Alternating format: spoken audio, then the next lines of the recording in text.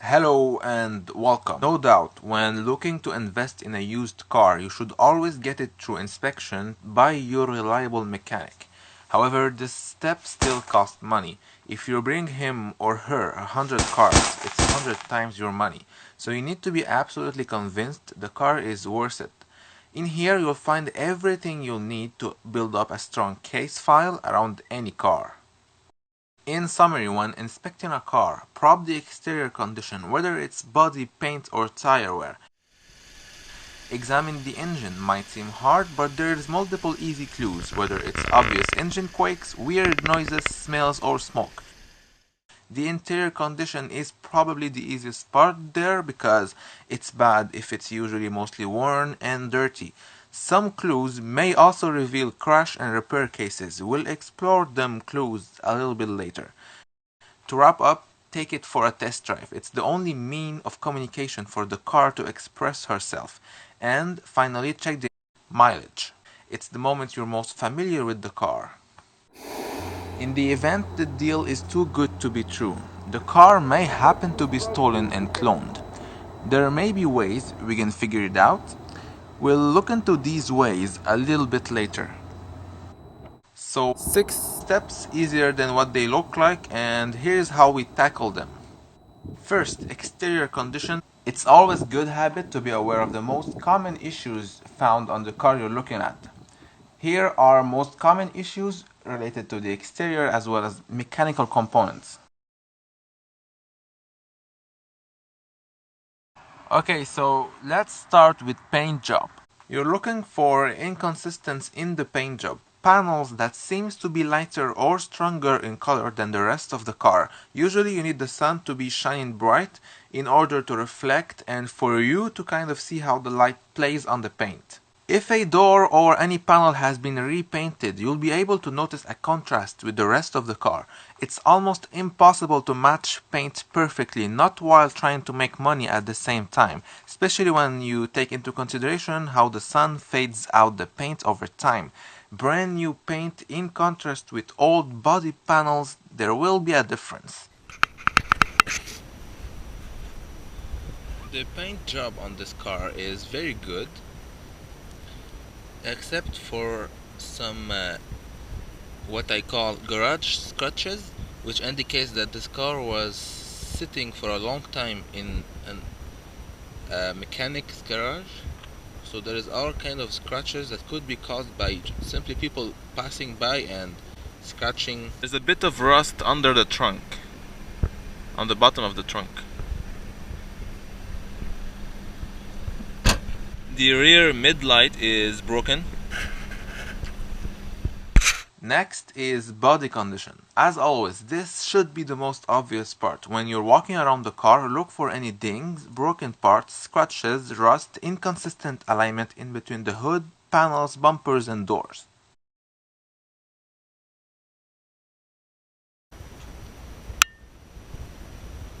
You can clearly see that the bumper isn't fitted properly over here, as well as the fender. And there's a little dent on the fender as well over here.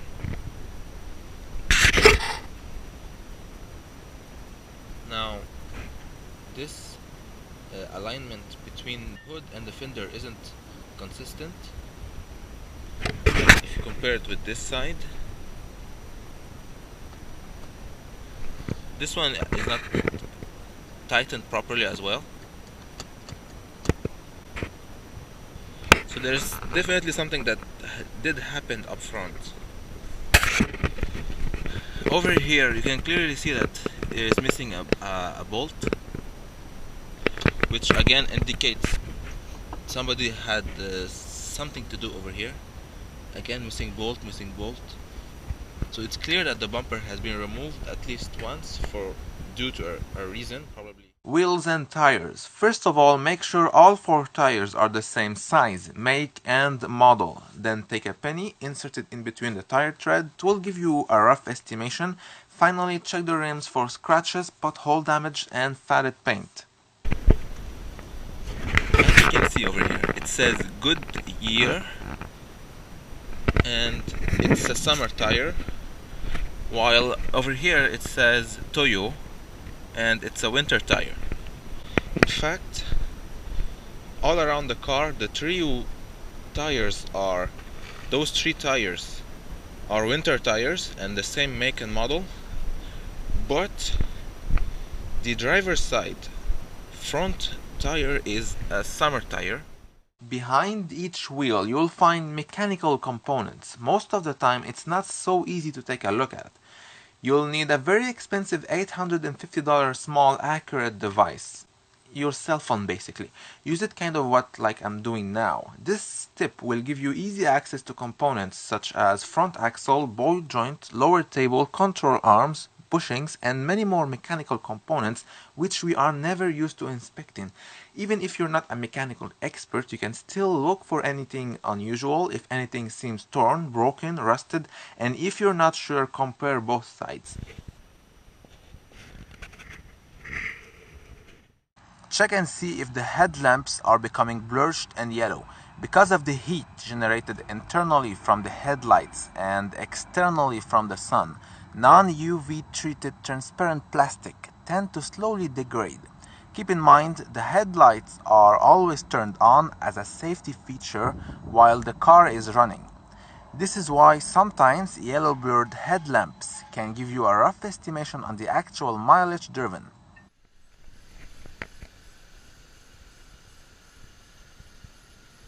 One car has less mileage, dirtier headlights, and the other more mileage, cleaner headlights. This could either mean the car on the left has gone through a mileage reduction diet, or that the car on the right has had her headlights cleaned or replaced. Anyway, moving on. Windows and sunroof. At this stage of the investigation, you simply want to verify that all the windows are closed tight and properly. The sunroof can unalign after a crash, so inspect it as well. Now moving on to the engine. Here are most common issues about engine and components related to the engine.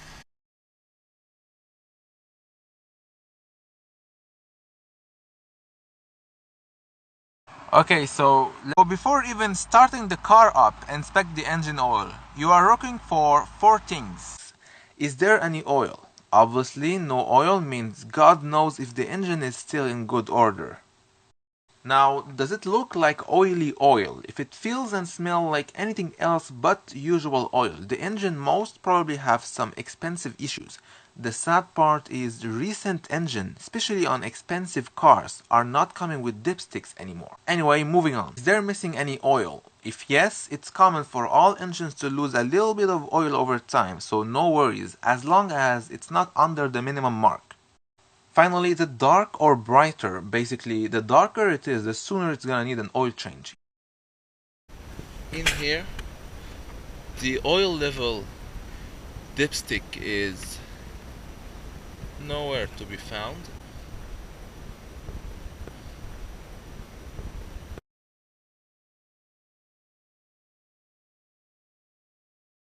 Next, start the engine up and listen. Ideally, a cold start is the best way for checking an engine. If it's too rough, you know it's usually packing a big load of mileage.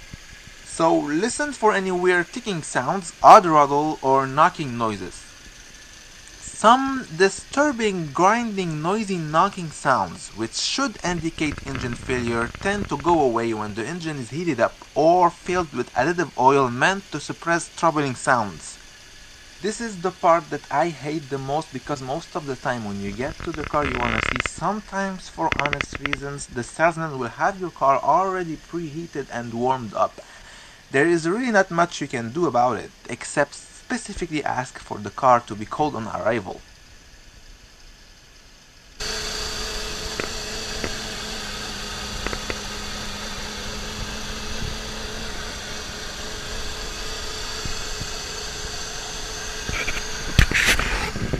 You can definitely hear the engine a bit struggling to keep running.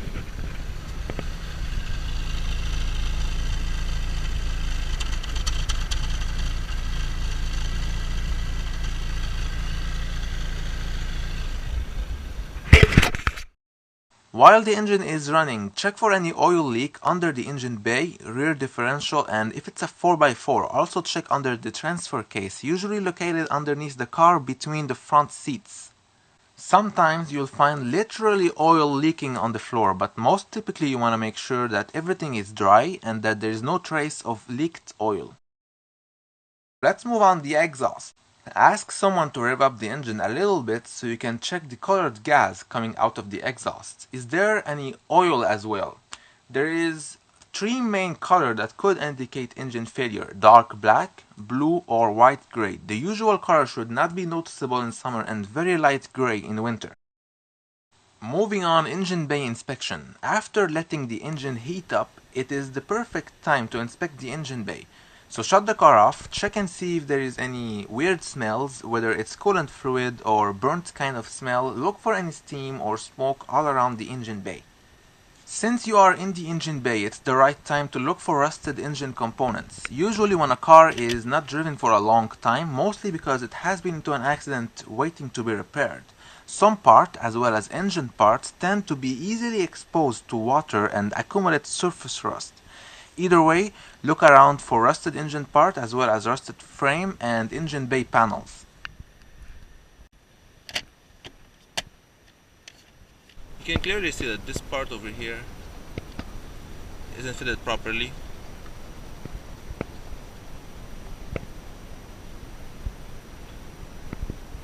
Those bolts over here aren't the original bolts. You can clearly see that this one, for instance, is too small for the gap it's supposed to cover.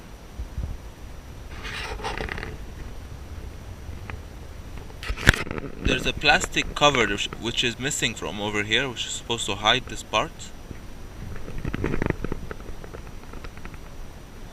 And while we are on this side, you can notice that this windshield wiper is broken.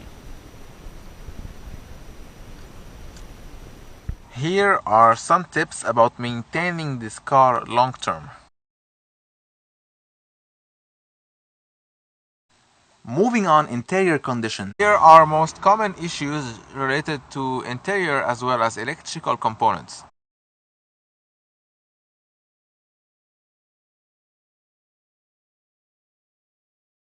Okay, so look for any interior wear mark. Less mileage means more value. When people run out of honesty, they become horrible. They decrease mileage without ever restoring life to the car, which is a major problem, and is, in my opinion, why a lot of cars that we expect to be reliable appear unreliable. When you buy a used car showing 20,000 km and you are supposed to replace your transmission oil at 100,000 km, you are not aware the real genuine mileage you bought the car is actually 120,000 km. If it's not too late, you end up replacing your transmission oil when the car really hits 200,000 km thinking it's 100,000 km.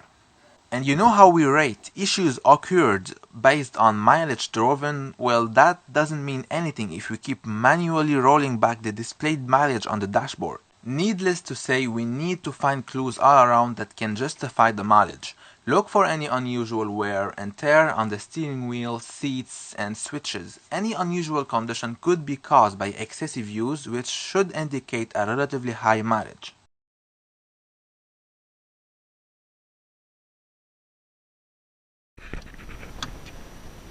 Inside, the door handle is broken. Everything else as new. This part over here is broken. There is missing the Mercedes badge on the gear lever. Inside, you'll find that both side heated seats aren't working,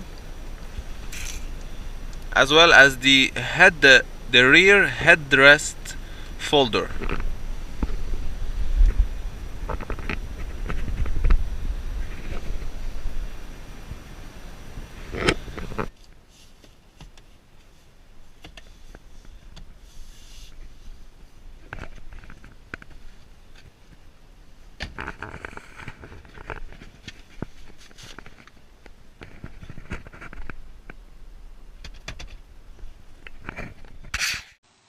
We talked earlier about clues indicating a crash and repair case. It's mainly the seatbelt mixed with black mechanic kind of dirt. When a car gets into the hands of a cheap money-making mechanic, you'll most probably find mechanic dirt all around the interior. Granted, it doesn't mean the car was crashed. The car might simply be in for cheap maintenance. A crash and repair case is most usually given away by the seatbelts. See, seat belts are made in a specific way so they lock when the car gets into a crash, and they have to be replaced, but they are expensive parts to buy directly from the dealer because they usually come as a full kit because of safety measures, which makes it the perfect black market item, usually stolen parts. This is where it gets interesting. Parts on the black market aren't handled with all due care and attention. Once they have been removed from stolen cars, they are basically thrown away, waiting for customers. Meanwhile, those parts accumulate dirt, rust, and all kind of nasty stuff. The weird part is that nobody bothers cleaning them up. That is the best explanation I was able to come up with after witnessing numerous recent cars with seatbelts in terrible state. In this case, the seatbelts are crystal clean, all good. Now, all windows and sunroof. Make sure all windows are working properly, open them up and close them down.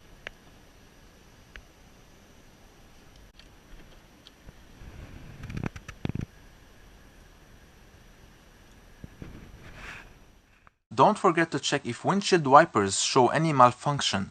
You really don't want to find out the hard way in the middle of the highway when it's pouring rain. So the windshield wipers will not work if the hood is open.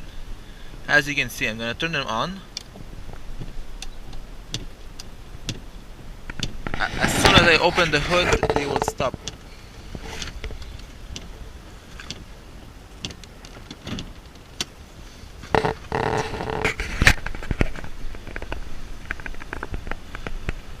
So make sure the hood is well closed.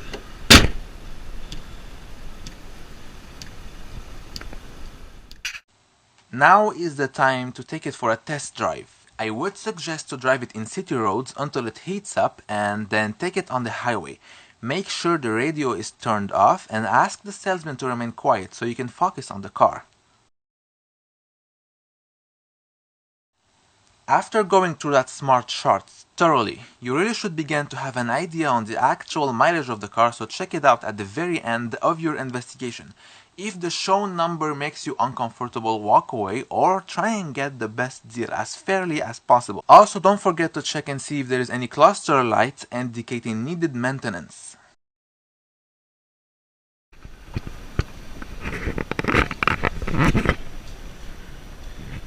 On the dashboard you can see that the check engine light is on, and there's a message saying battery alternator, visit workshop. Cloned cars are usually kept within the same country they have been stolen in. Very bad people will manually replace the vehicle identification number of a stolen car with those of another genuine clean titled one. Here is the first location of the VIN number, and here is the second one. All cars of any make, year and model should have these two identification number. The problem is bad people have managed ways to take off those VIN numbers and glue some other fake ones. They look real, but they're fake. Therefore, the stolen car is now holding the identity of another car which probably someone somewhere is owning. Basically, cloning car this way means there will be two or more cars on the road with the same vehicle identification number. Some recent cars, however, are now coming with at least 1/3 location of the VIN number.